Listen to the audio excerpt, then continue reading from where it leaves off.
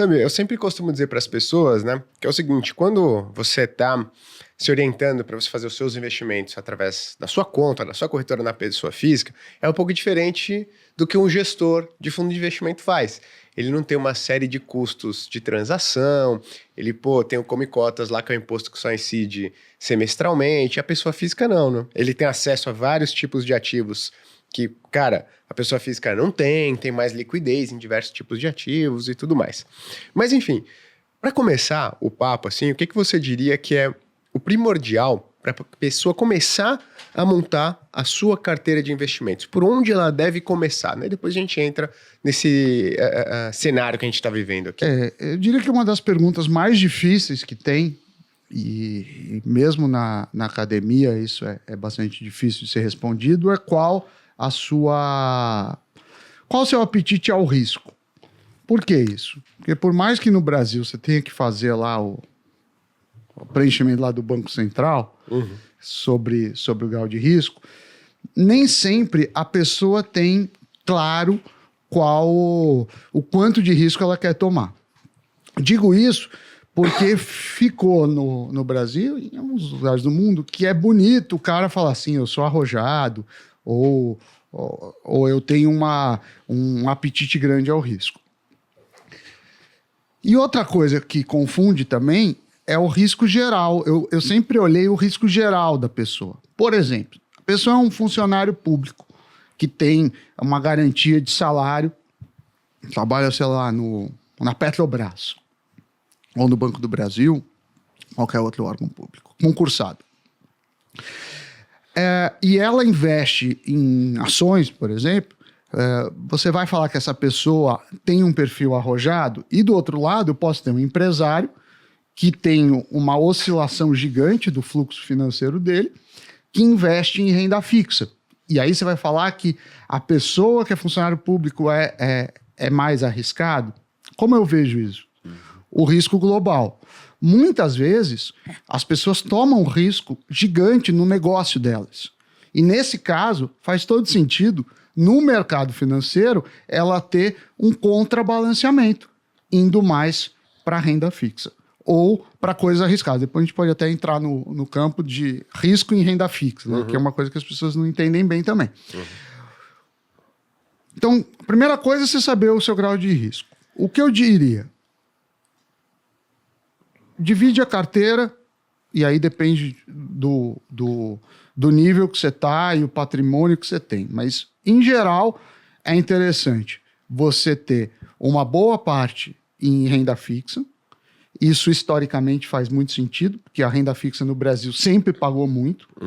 Estão falando, os juros estão altos, mas é histórico. É histórico isso.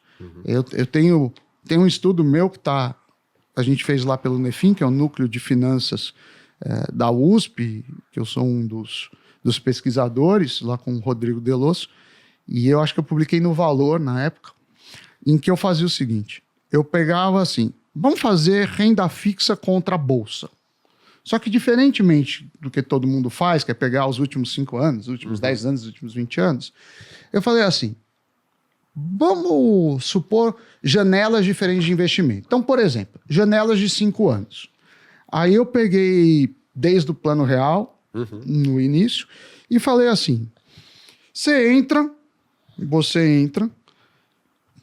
em determinado dia, por exemplo, você entrou no primeiro dia do Plano Real, 1/7/94. Olhou no calendário, vai dar 5 anos e saiu. Um cara entrou no Ibovespa, outro cara entrou no CDI, por exemplo. Eu acho que eu usei CDI, né? Não usei Selic. Depois de 5 anos eles saem. Quem ganhou? Mas teve um outro cara que não entrou no dia 1º. Não entrou no dia 1º. Entrou no dia 2 disso. Até o cara que entrou de 5 anos, se a janela é 5 anos, 5 anos a partir do dia de hoje e saiu hoje. Quando você faz isso, a renda fixa ganha em praticamente todas as janelas. Perfeito. E por incrível que pareça, ela ganha mais no longo prazo. Então, quando você pega as janelas grandes, ela ganha mais ainda. Isso é que a gente chama um puzzle da academia. Por quê? Porque se você pegar qualquer livro de finanças, qualquer livro consagrado internacional, ele vai falar assim, olha, a Bolsa tem um retorno esperado maior que a renda fixa.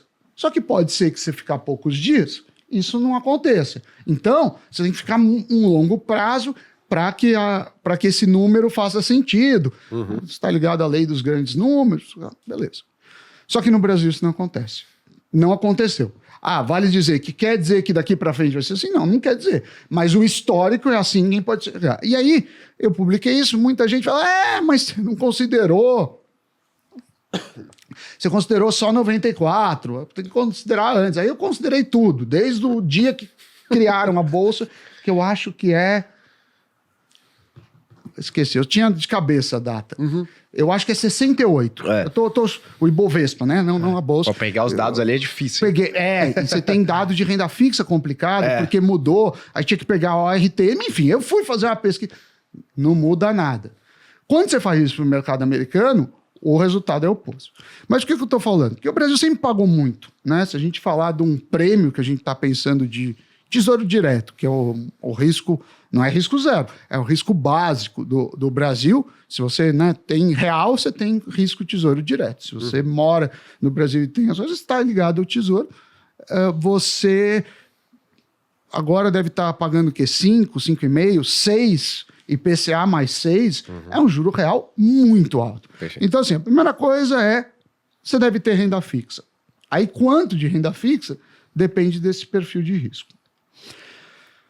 A outra coisa, e vai para um outro estudo meu, que também foi publicado no Valor, enfim. Isso vale para a literatura mundial e também para o Brasil.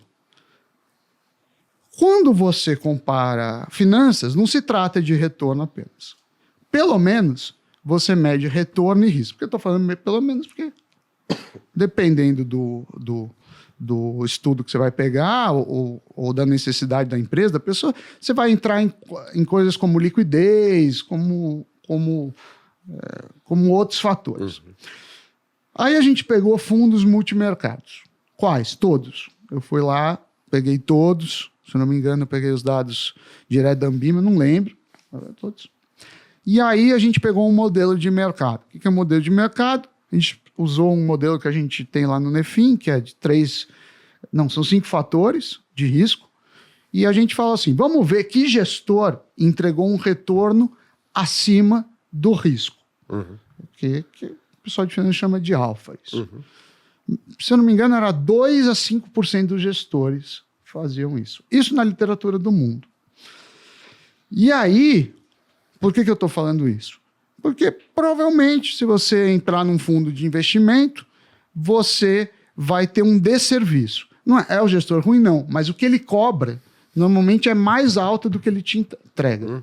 E aí é um mercado que está crescendo, eu sempre fui muito a favor, tem vários artigos meus sobre isso, que é o mercado de ETF. Então, eu não sei direito, eu acho que não tem mágica, ninguém é super-herói, eu vou fazer um fundo passivo. E aí você pode ter vários fundos passivos.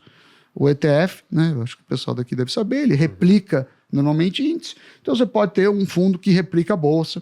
É interessante, eu acho, você ter um fundo que replica a bolsa americana, por exemplo, o S&P 500, e aí você faz sua alocação básica nisso. Perfeito. Básica nisso. Assim, então, quer dizer, eu sou um economista ortodoxo, me baseio na literatura, então eu acho que... Acho não, a literatura sustenta que dificilmente um gestor bate consistentemente o risco que ele dá.